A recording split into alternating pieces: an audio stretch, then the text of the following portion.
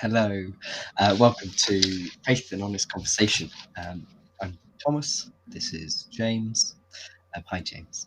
Um, and yeah, we met when we were training as counsellors in a kind of spiritually aware course, or yeah, where spirituality was really integrated, um, and I think for me started a real journey of thinking about my own experience of spirituality and faith and what that meant, and the good bits and the bad bits, I guess. Mm.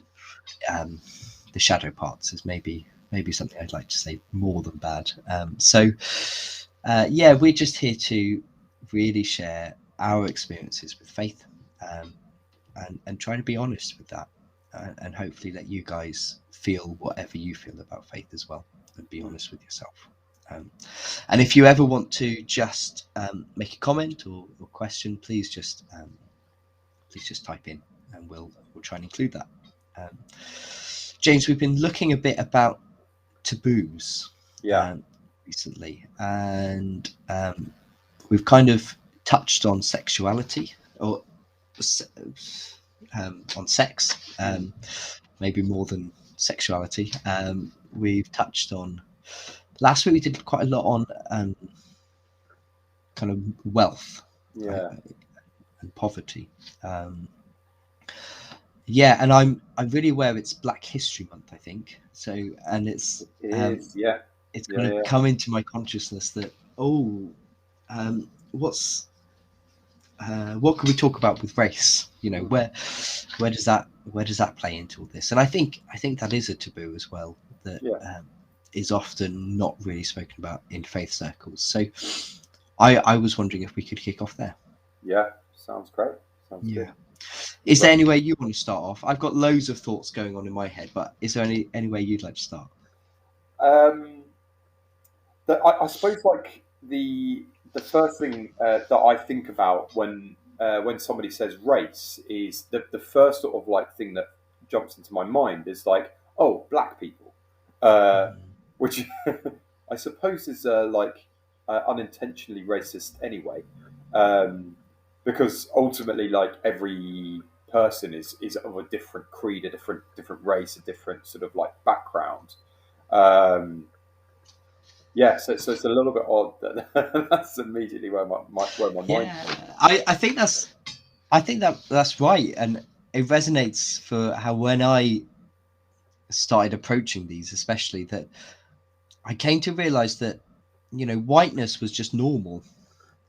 We didn't speak about being white; it was kind of being other than white that you then had a color or a race. Yeah, that's it. That's Um, when we talk about race. It's like, oh, what's somebody's race? Oh, they're not white, so they've got a race, as opposed to, well, being white is also a race, but also divided into so many different races as well. In the yeah, same way that being black is divided into so many different races. Like somebody might be Caribbean, or somebody might be from Gambia or Uganda or like Ethiopia, and they all might be black in inverted commas, but identify as being from their own yeah, countries, right, yeah, over being black, if you like. So yeah, it's a and little that bit, isn't it? that's all ways I think that even how we talk about race and Yeah. like diversity and everything can start to um, just dehumanize. Like it just makes everybody this, you know, black or something. Or There's a homogenization of it, isn't there? yeah, Equally, they can be black and from the UK, or black and from like a different country that isn't sort of mm, like predominantly got like people of that color, or who would natively be that color in the past, I suppose. yeah. If that makes sense. Oh, And yeah, then well, isn't and it? then we kind of run into the trouble, which I'm very aware with us, is that you got white men telling people what the experience of black people is, Yeah, or what exactly. the And we experience of don't. We this is, just and don't know. We just don't have it's so nuanced anyway, it. Yeah, so totally. individual, and also it's kind of also being aware that the experience of race is intersects with many other experiences of Yeah, totally. difference and Yeah, and prejudice minority, and or like diversity, or even like areas that um, can be like oppressed by society or like by the status quo. Yeah, yeah, Yeah, totally. yeah, the status quo. That's a Mm, real homogenization, isn't it? yeah, um, that's it. this is what we should be. Yeah, so I wonder if it's useful for us to start to come at it at what is it to be white, Mm. um, and hopefully then we're not gonna tell other people what they've experienced, No, but we can only go with we our could, own. yeah. And I know that's really been on my mind, in terms of kind of approaching my own whiteness and my own, and you rightly said that even being white consists in many different formed for different Mm-hmm. groupings, and also there's class in there as well, like it's Mm. everything, it's One of the intersections, yeah. yeah, yeah. um but I was thinking, I've been reading a book on history, which I've really enjoyed. I hate history, I always hated history, but this book, what's it called, The Silk Roads, Oh, okay. Frankopan, somebody Frankopan, Yeah. is trying to do it on a more global and macro scale. Um, Yeah. so, seeing how empires come and go and how it's linked, and um, and what really came out for me was the history of Europe, Mm. which obviously we're from, and kind of Britain from that, like how Europe was not in the center of the world at all. It was kind of on the offs. Nobody really cared about it because Mm. all of culture, all of civilization, all of commerce was happening in like the near Middle East, Yeah. and how it's only Europe's rise was only because of um, only really had the opportunity because of the Black Plague, meaning a lot of the structures that were there were wiped out, and a lot of the resources and power could shift. And So when was this? Was this in sort of like yeah, when was it? the Dark Ages or before that? Yeah, so Pre, I post-Roman, post pre-middle, Roman, yeah, post post-Roman, Roman. pre-Middle Ages type Yeah, thing. I mean, even the Romans, they centered their attention in the Middle East. Yeah, Um, they didn't really bother with Europe, and especially not Britain. I sure. think Yeah, they just about bothered to conquer us, didn't they? yeah. Um, Not that we're all picked with yeah, everything, yeah. definitely. But then going on, kind of, so it's after the Vikings. I mean, my date, I'm a very amateur historian here, Sure, but but I'm sort of vaguely following. Again, yeah, the same. Like my strong point is not history. I've got yeah. So vague it's ideas of when things happened. sort of after the Dark Ages. Yeah, it must have been. And people are going to be watching this and be like, "You know nothing." You're But wrong. uh, Right, yeah, yeah, but I think, and then we had the Renaissance period where yeah. Europe started to become something, mainly because we discovered America and how to get around Africa. Yeah. And actually, that Renaissance was mainly, we Spain and Portugal especially got loads and loads of wealth, Mm. um, basically by pillaging Americas and India and Africa, and deeply involved in like the slave trade, and then and that really, and then from that you got kind of the Dutch and Britain apparently to power because they want to be part of this, and they devised new technology in order to become whatever superpowers. But I think what I was taking from all this was um, a lot of the things that I think underneath I'm slightly proud of being white, or I used to be, and are still kind of baked there. Um, and um, the ways that I can see other people Mm. who aren't white feel like, after reading this book, they're so steeped in a history in which we've basically brutalized and pillaged everywhere. Mm. Even like this pride in kind of culture or scientific technology or whatever. The only reason that was possible was because of the wealth we accumulated by stealing it, and you know, um, and by Yeah, violence. yeah, Um, through the work of others. Yeah, yeah, yeah, um, yeah. Well, yeah, and just violence, like just mm. taking and completely depleting another continent. Mm. Um, I don't know if I'm explaining this well. So what am I saying? I'm saying I think I as I read this and come into contact with other stuff, I'm becoming aware of actually the history of being white isn't it is quite it's basically steeped in violence and Mm. basically steeped in power struggles, um, that meant we became really good at warfare, Mm. um, that meant we could colonize and everything, and also that as we wanted to heap all this, almost greed for all this wealth, Mm. this meant we had to justify it. And so kind of attitudes shift towards um, non-whites or non-Europeans or others, as kind of backward, ignorant, lesser people Mm. that then allow us to um, Give permission to do that. Yeah, gives permission yeah, to do whatever we want to in order to gain from their wealth. yeah, Um, yeah.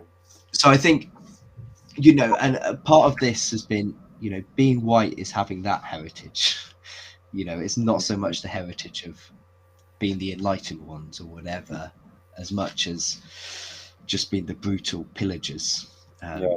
and enslavers of people, Mm. and that's been just recognizing that has brought to light this sort of false feeling that I'm somehow superior because I'm white, Mm. um, and also just kind of like completely undercut it. And Yeah, kind of uh, reveals it, doesn't it? You're like, oh, that's really not okay.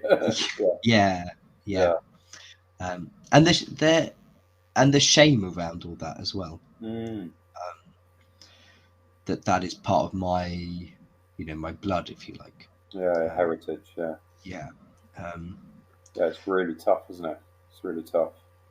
It's funny because this is something that we talk about a lot at work. It came up a huge amount when we were in lockdown. We used to have like chats every sort of like week or so, just discussing various ideas or things that were, I suppose you call it like tough subjects, or areas where it's really important as as the human race that we talk about and that we discuss and we learn about and we approach um, tentatively because we don't know, you know. And one of the things that we talked about quite extensively, I say quite extensively, I mean there was a fair amount of it, was Black History, particularly in October last year, and before that, and throughout sort of like the early lockdowns as well, and just about how um, what it's been like for people. I mean, the company I work for is a big American multinational, and so there is this sort of pressure, particularly on home soil for them. So in the States, to be inclusive and to not be racist. And there's this like obviously like back in those, I say those days, the lockdown days, it was still like a Trump administration, which was notorious for its sort of like fairly racist stance, and certainly like appealing to like the white supremacy, and that sort of like ilk, um, which is terrifying in itself, but also interesting that it it kind of it has a base in the States and that there is something there, and it just does speak of, well, that's where it's come from. You know, it's come from a heritage of, and there's a lot to do with this sort of Confederacy flag. You know, the cross. I don't even know what it's called. It's got a special name. Anyway, the flag that the Confederacy sort of came under. I think again, that's not terribly accurate. I think it was a flag that was used, but not like the universal one for the South.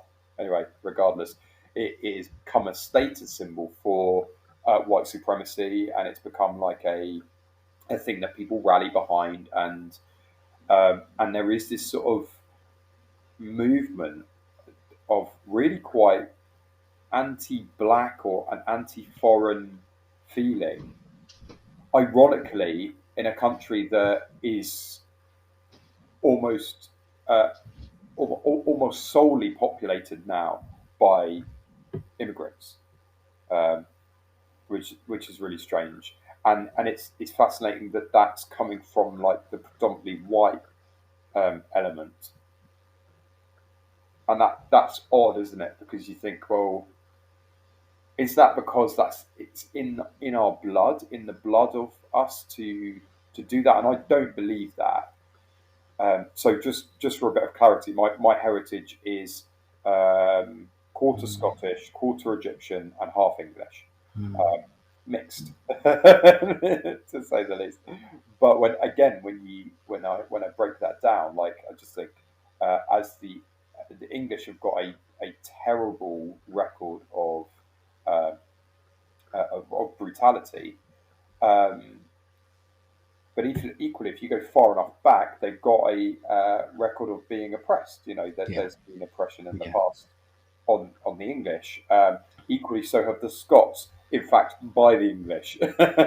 You know, if you go far enough back. And then if you go to Egypt, like there's been accounts of Egypt being oppressed, but equally they have very much been the oppressors Mm. in history as well. So Mm. it's so it's such a mixed bag. There's been a recent sort of push in certainly in my area of the world and in areas of Scotland of um, changing the names of certain places because they've got links to slavery. So I live in Plymouth, which Mm. sort of celebrates the fact that it's been the home of Francis Drake, who was well renowned as a slave trader. He was a big part of that. I mean, he did other things, but he was also a slave trader, and or a trader of enslaved people. I think would probably be a bit more of an appropriate term. I don't know. Yeah, um, yeah, because they were people who were enslaved. They were not Mm. slaves. They were people who were Mm. enslaved. Yeah, it's very conflicting. Just thinking about Yeah. heritage in Yeah. any way. I was really that idea of um, being oppressed and the oppressor, and Mm, um, and how that is, you know, that's so um, I guess almost metaphorically, but maybe deeper than that, of like in your own experience, like parts of you yeah, being oppressing other parts, yeah, and being yeah. That's it. oppressed, Yeah, and how in us um, we sort of inherit that, or we kind of ingest that yeah. ways of oppressing others, but also ourselves, and Mm, ways of in which we are oppressed. Um, and I was also thinking, yeah, how do you? And I'm aware we've not really spoken about faith yet no, in this. it hasn't That really. Yeah. how do you hold on to all the privilege and the wealth and the, Mm, you know, that we have because of where we happen to have been born? mm, How do you hold on to that and know that it came from the trade of people who were enslaved? mm. Uh, Yeah, yeah. It's super tough, isn't it? Um, I don't know. Is the short answer. I suppose like a big part of me is just in the way I live. I say just in the way I live. In the way I live, it is a big part of not um, of certainly putting as much effort into it as I can of not perpetuating the cycle of slavery. Um, so being really careful of what I buy, of where of what I support and what I like sort of lend myself to, particularly financially. Um, so there are certain companies that are particularly notorious for sort of perpetuating very unhealthy standards of living for people and unhealthy sort of power dynamics. I'm thinking particularly of like places like organisations like Nestle Yeah. have not been good for that. Amongst others, I think it's a challenge. Like things like precious stones and precious metals, and again, this is where it gets a bit tougher because this is certainly like the area of work that I'm in at the moment in electronics is that we, a lot of like some of the precious metals and stuff like that will be coming from places in Africa where the standard of trade and work is not good for the people Yeah. who are being traded from, Yeah. if that makes sense. Um, I don't know. I think that like in my heart of hearts, I know that the only way these things change is by having a massive shift in like world culture, and I don't know how we do that. I don't know how we enact that or make that happen, or if it even can happen, or if like you go from one system of oppression to another. And the more I think about it, and the more I look at it, that's what it seems to happen. If you're in a capitalist society, then you've got like the people at the top, and they retain power if that society shifts. You might have a bit of a change around somewhere in the middle, and but the majority who are at the bottom will stay at the bottom, and the majority and the minority who are at the top will stay at the top, and it will just be a different system, and there will be oppression within that. I don't know. Yeah, yeah. That sounds super fatalistic and really like defeatist, um, and so like it's very difficult for me to focus on this as a world problem, and I kind of have to focus on it as like a well, what can I do, and in my immediate vicinity problem. So that's where it taps into the wealth conversation we had Yeah. last time, where it taps into me trying to change my language so that I'm not using things that, not using phrases and terms that will perpetuate oppression. Um, because I do believe words have power. Um, I don't believe that we should be frivolous about the way we use language. I think we should be cautious, um, certainly when we talk about stuff that we don't know a lot about. So I think that's why like, saying somebody who was enslaved rather than a slave is it's the same as sort of calling somebody an addict. In fact, the word is the same. Addict means slave. So it's funny that I will try and avoid using either of those terms and say a person who's been enslaved or a person who's struggling with Yeah. drugs or alcohol or substances. Um, yeah, beyond that, I don't really know. I don't really know Yeah. at all. Yeah, And it's a I'm tough situation. I think um, there's that question of what should we do, Mm, what we should do, and and everything. And but I kind of think there's a deeper question of just how do we hold that in our experience of who we are. And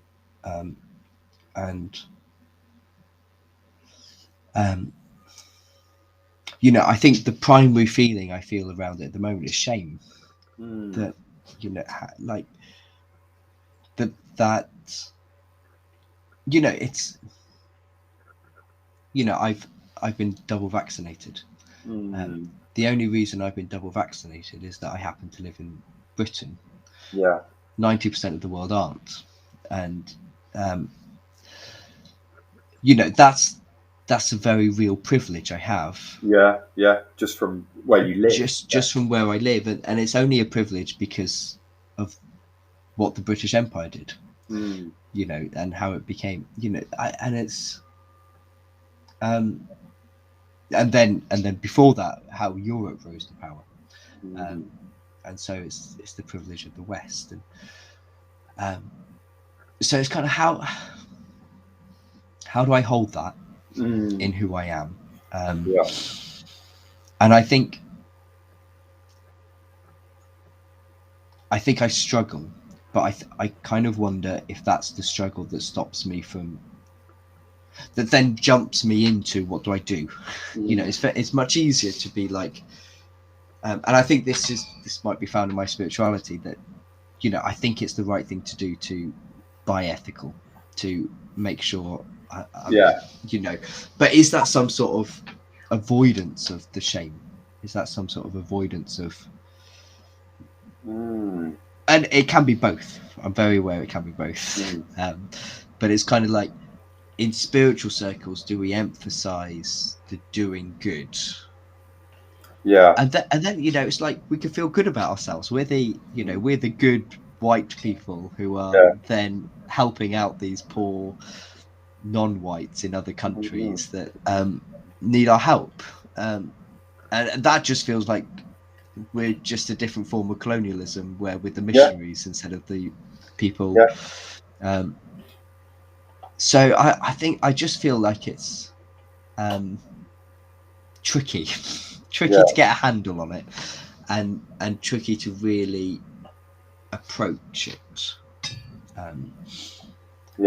Shame is one of those things that keeps us away, I think, and keeps the door shut, or keeps like us in the dark or with our eyes closed, because it's so, it feels so unbearable.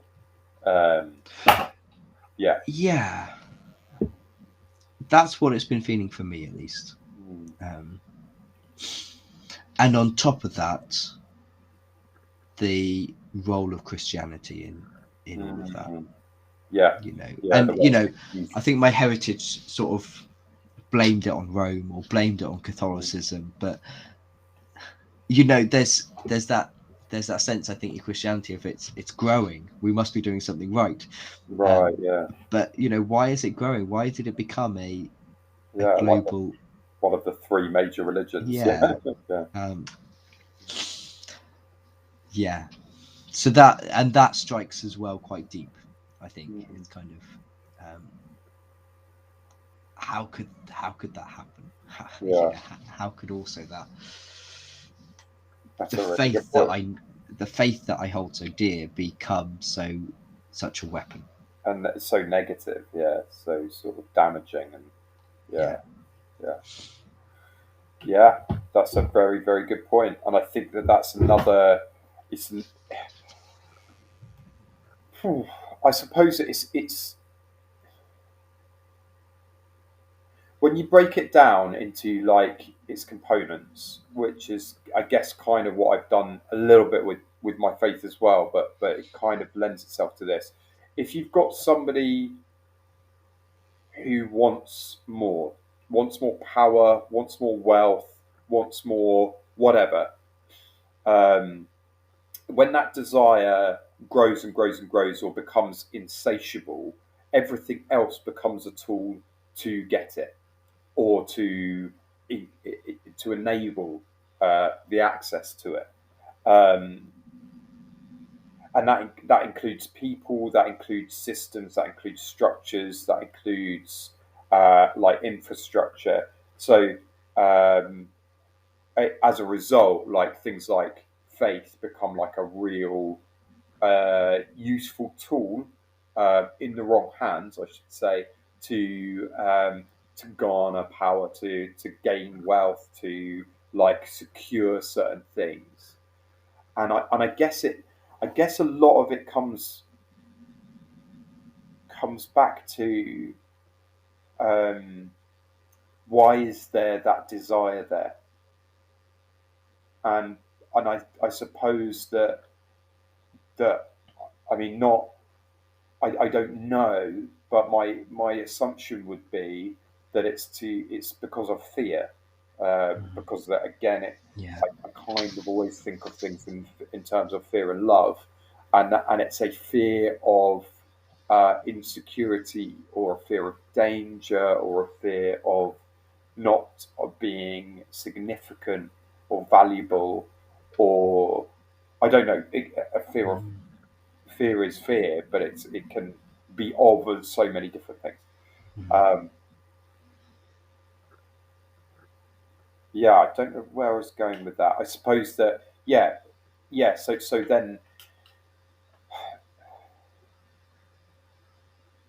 So then with all of that's sort of like idea in mind, if you've got somebody who's seeking power and or wealth, then um, that then it's going to sully, it's going to colour, and it's going to detract from anything, including like race, including religion and faith, and like science and ideas and philosophy, and all of these things will be used as um, really dangerous tools, really dangerous weapons to to gain for that person or like those people.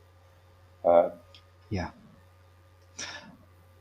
And as you were talking, I was thinking, um, the experience of being white mm, um, is often for me often one, and I'm really aware that you probably come at it slightly differently as well. maybe I don't But know. for me is one of just ignoring it, Mm, just glossing over that, um, and the problem with that is that and it becomes a taboo almost because we don't see, not because not necessarily because we find it awkward in itself, but because we just don't see that it's anything to talk about. yeah. Um, but the fact that it is taboo is kind of suggesting that maybe there's some fears there Mm, underlying it. Um, and then what are those fears? Is it the fear of really recognizing um, what we've done or what our history has done? Is it the fear of letting go of that notion that we're the okay ones? We're yeah. the um, and then I was thinking, you talked about um, England was the one that was oppressed, and And times, yeah, at actually. times before, and is there something in all of European and British history of the fear of being oppressed again or being insignificant again, Mm, or mm, um, and maybe we see that in how we are now responding to China or things in the mm, East, um, so it's um, so I guess where I went with you there was there's a lot of fragility. Um, yeah, Maybe it feels like there might be a lot of fragility um, in this experience. yeah, yeah. I think so, and I think that it's fascinating, isn't it? Because I suppose just from speaking to a few people of color who I know, um, that living in the UK, particularly living in the southwest where I am, where if you are black, you're definitely a minority because there are not so many people who are black here, um, and that being something that's really hard for you to like. So we can forget being white. I'm not Mm. dark enough to be reminded by the way people act or behave around me, that I'm foreign or that I might be perceived as being foreign or other or alien, if you like. Whereas where it's like if you've got a different color skin, it's like you can be made to feel other by the most subtle things like a look, body language, different stuff like that, turn of phrase. We've talking a bit about microaggressions recently, and that's how you can kind of put somebody down intentionally or unintentionally, but it's so subtle and so almost unnoticeable by those around you that it would go like unseen, Mm. but you'd know, you'd experience that, and yeah, it's really I think it was really sort of tough to kind of you can sort of empathise to an extent, but that's really it. You can only kind of I can see how that would be, but I can't be there with you because I can't experience that in that way, um, because we just won't. That it's very difficult to experience it in that way. Um, I don't know. Yeah, it is. You're right. It's very messy, and it's very, as you say, there's a lot of fragility that kind of surrounds it all, and shame. I think is exactly right, which is probably why it becomes a taboo subject because shame is what makes something taboo, isn't it? Yeah. And I think I was just thinking that we've talked about kind of sex, we've talked about um, wealth, um, or poverty, and I'm kind of thinking in the in the Christian circles I've been in, like they become quite hot topics, um, whereas race I never feel like becomes a hot topic. No. Um, it always remain like it feels like it remains without any energy, um, Yeah. Yeah. in the room about that, and um, and I was wondering why is that, and maybe part of it is that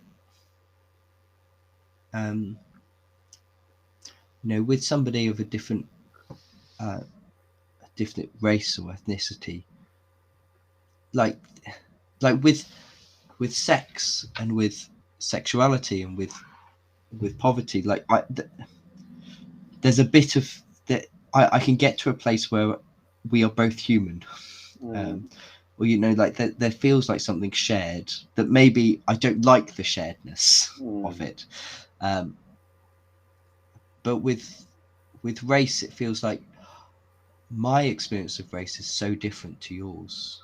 mm, Like I've come from such a place of privilege, um, and of being the majority that like I feel it. I feel otherness in maybe other ways, maybe class or whatever. But um, I guess maybe there's something there, and I'm purely speculating as I go, but maybe there's something there that like the spheres of our world seem so different mm, that I don't know how that then there's no energy because there's so feels like so little connection. mm. I don't know. Is that making sense, James? Is that Yeah, I do, I think I can see where you're coming from. So it's like because you can't see, you could sort of see parallels um, when it comes to certain other subjects for yourself, but like trying to see a parallel for yourself when it comes to race, it it's just very hard to kind of line it up with anything. Is that sort of where you're coming from with it? Yeah, I think, what really landed for me last week was that the antidote, almost, if we want to go that far, if I want to go that far, but to is seeing how much I share with in being human with somebody who's in poverty. Right. Yeah. And it's almost like the not speaking about it, or the ways we approach poverty that feel grotesque, I was going to say, but all feel like they come out of that avoidance of the sharedness. Like, no, it's not going to happen to me. No, I'm not like that. It's because of what they've done. Yeah. And the same maybe with sexuality, that there's or sex is it's something so personal, and something we do share. That and for maybe different reasons it's avoided. But with race, how much can I share of someone who's experienced being other because of the color of the skin, because of the way they look? Yeah. And I wonder if that's what's stopping there being any energy in this, or if there's something else that's just avoiding that. So it's almost like not having a place to start, kind of thing. Yeah, I think. What is it? Yeah, not having a place to start is a good way of putting it. It's like, where do I meet you in this? Yeah, I'm with you. I suppose that for me, like my response would be like, I suppose like the only place I can meet somebody is in knowing that they are human, and that so at our very centre of our being is that we do have commonality. So even if our experiences have been vastly different, and that we, like, the touch points experience wise are so far removed that we really don't have anything to talk about from that perspective, that are like at the core of our beings that we're human, and that and more than that as well, for my faith, from my faith perspective, that person is worthy, lovable, loved, desired by the deity I believe in, and and treasured, no matter what their experience from a human perspective has been, no matter how they've been treated or seen in the eyes of humans. Is like, they're so much more than that, and that as a result, I can see beyond what they've experienced, not removing it and not forgetting it and not minimizing it or anything like that, but recognize that that at their core they are so worthy and so worthwhile. And so I suppose, coming from that perspective and going, okay, well, I respect and I love this person, no matter what. And so anything beyond that, it's almost manageable as a result, because, like, even if they have a huge amount of rage towards me because I don't look like them, or if they have a huge amount of rage towards me because I have privilege where they do not, I can still love. I can still go, okay, I hear that, and I'd love for things to have been different, but maybe we can come closer because we're both human. I don't know, maybe that sounds really trite, and I don't know if that's just trying to, like, put it up, tie it up in a nice ribbon. Yeah, but it does.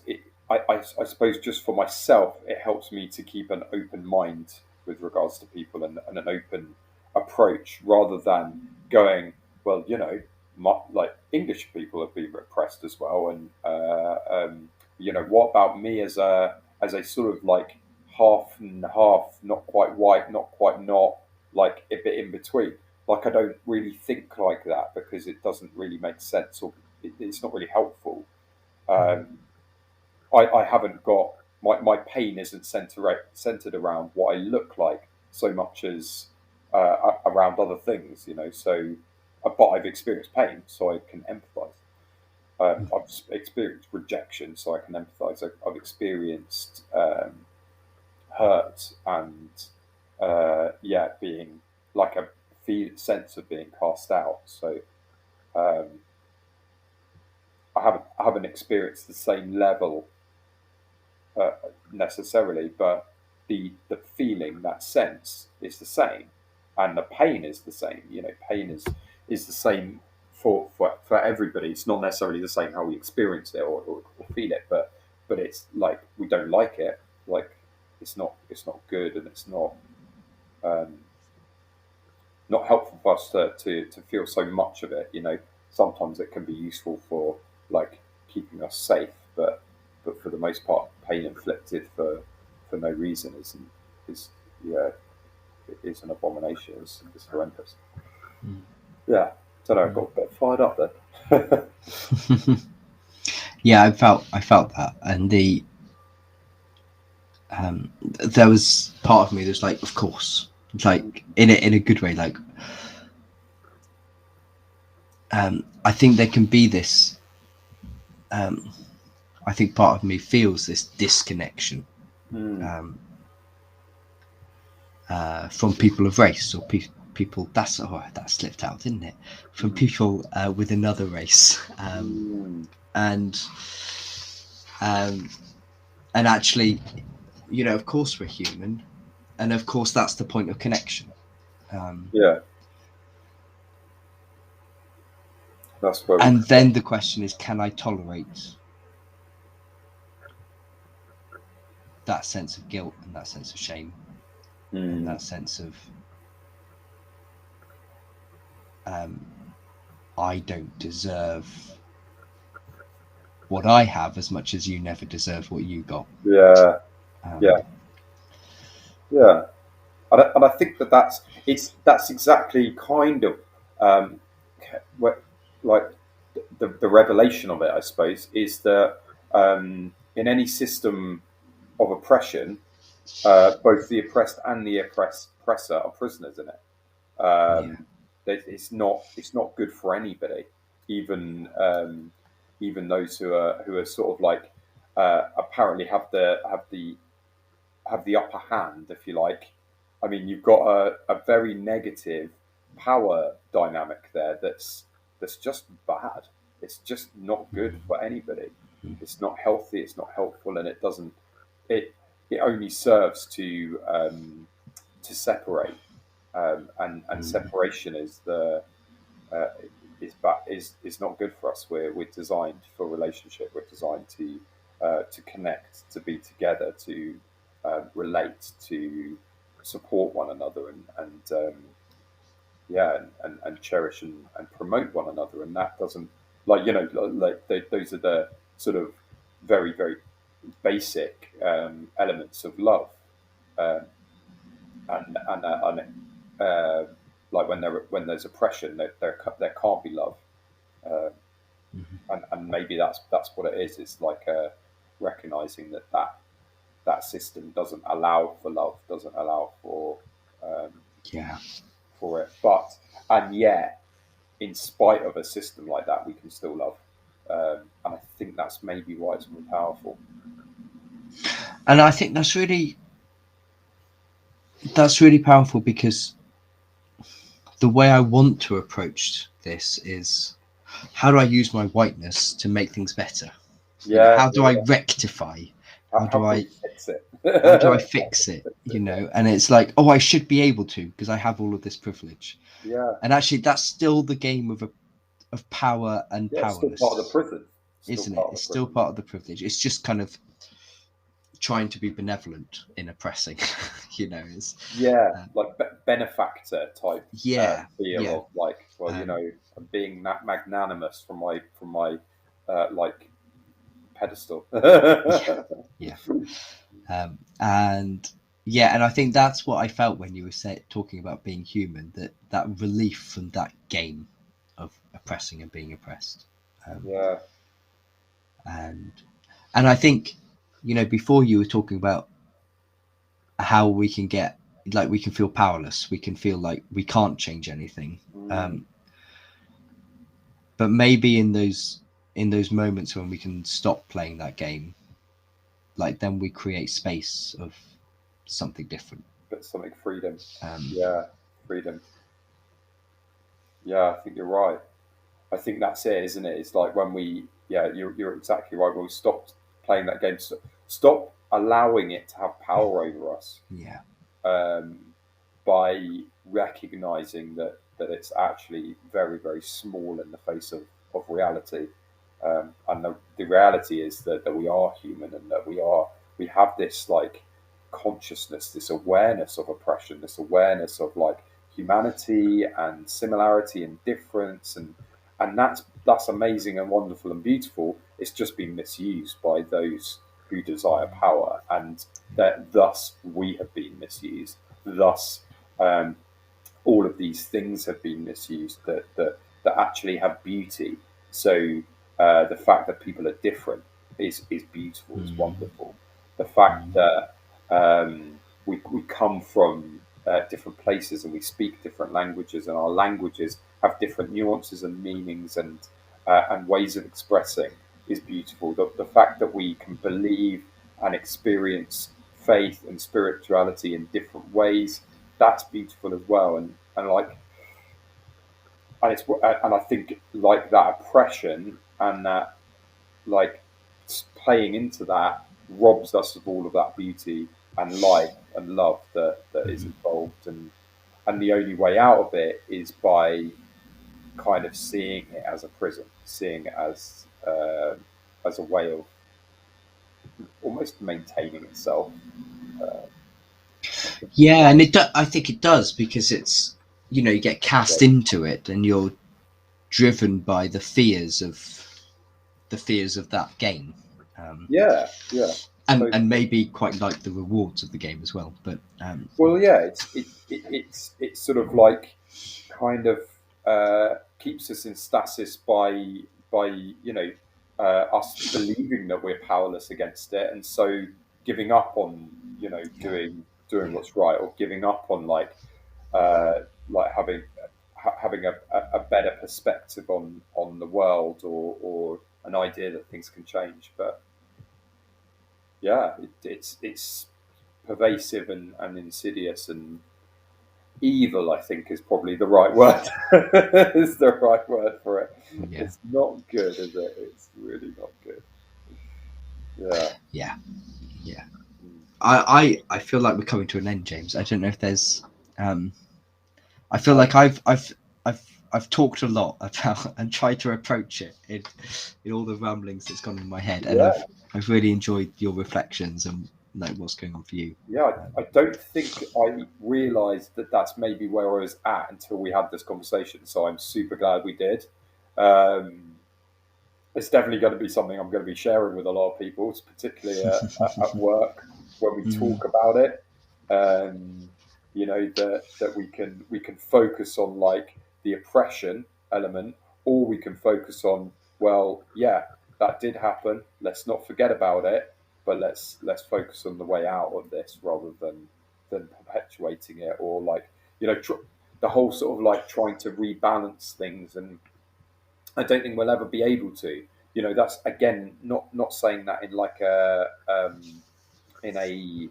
fatalistic, nihilistic sort of sense, but I think our own attempts at justice aren't going to be good enough.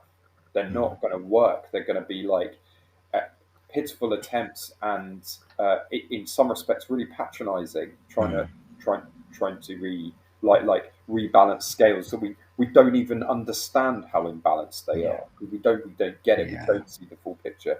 what we can do is be just now. We can be like good to those around us, and be loving, and recognize that they don't fall into a category any more than we do, you know.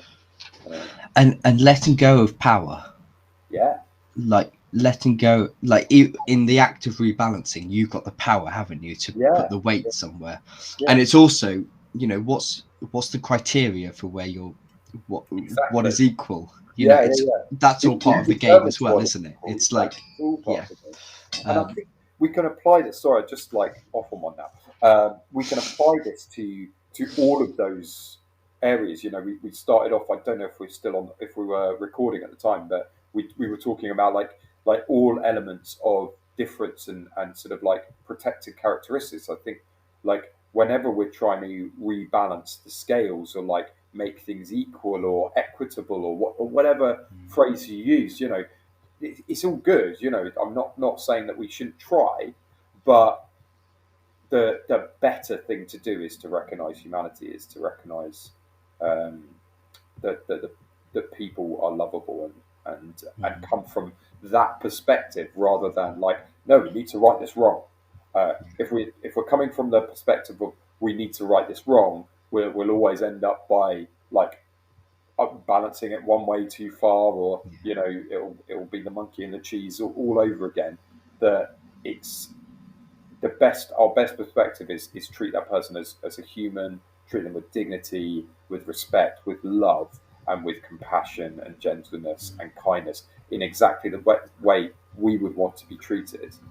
Um, so and yeah, and what's really striking home in all of that is that, um, I said earlier that I want to fix it, and part of this is just letting go. And earlier episodes we talked about letting go as part of our faith. That experience of letting go of the power to make things right or make things wrong. Like I can't make things right here, no, but what I you can be can't. is another human. Yeah, um and that in itself is good, and it's less yeah about being right and wrong, and more and about then I think equally then is the power to make a difference. yeah, yeah, yeah, totally. As we let go of trying to control it and trying to fix it, or try, like, then I think something different can come. Yeah, yeah. Like disengaging with the sort of perceived power in it, and engaging with the power we actually have, which is the power to Yeah, choose how we are with yeah. people. Yeah, Cool. Thank you, James. I've really yeah, enjoyed it, and it's good, isn't it? yeah, I feel like I've been messy, but I feel like you've steered me somewhere, so thank you for that. I don't know if I'm steered. It just feels like, oh, hang on, that's right. And then as I started talking about it, I was like, oh yeah, yeah, yeah, this sort of makes sense. And then I was like, I feel like somebody else has probably said these words already. Oh yeah, no, it turns out that way, isn't it? Yeah, Yeah, it does. yeah, it's nothing new, is it? No, it's never new, but always needing to be revisited. Yeah, yeah, yeah. Yeah, It's always new in the situation we look at. And it's like, yeah, oh, yeah, that's why it's life giving. That's why it's refreshing and yeah. real and helpful, because it is. That's just what he is, and the way the way God is. It's great. So it's such a relief today that we don't have to fix it, isn't it? Yeah. Okay, thank you very much, James. Thank you for listening. Join us again next week, where we'll discuss something to do with faith. Yeah. Who knows? But we'll enjoy it. We'll get there. Okay, take care. All. Bye.